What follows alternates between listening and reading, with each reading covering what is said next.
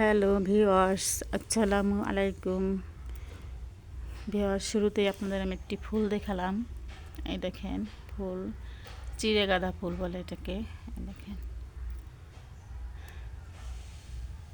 আর অনেক কলি আছে, ফুটবে পরবর্তীতে। এই দেখেন। তো ভিউয়ার্স, এই যে দেখুন একটি গাছ, এটার নাম হচ্ছে পাথরকুচি গাছ। এই দেখুন কত সুন্দর সতেজ পাতা।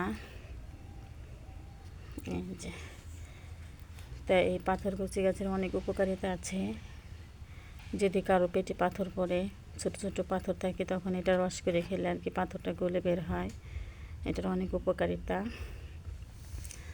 পাশে যে একটি গাছ, সজের পাতার গাছ, দেখুন সজের পাতা। তা সজের পাতা অনেক ধরনের আছে, গ্রামের এক ধরনের, বিদেশে এক ধরনের। এটা হচ্ছে বিদেশি সজের পাতা। যেগুলো যখন দেশেরটা শেষ হয়ে যায়, ওটা তো শীতকালেই হয়, তারপরে যখন শেষ হয়ে যায় তখন আমরা বিদেশি সজের পাতায় খাই। দেখেন ছিঁড়ে ছিঁড়ে খাই, ছিঁড়ছে এখান থেকে।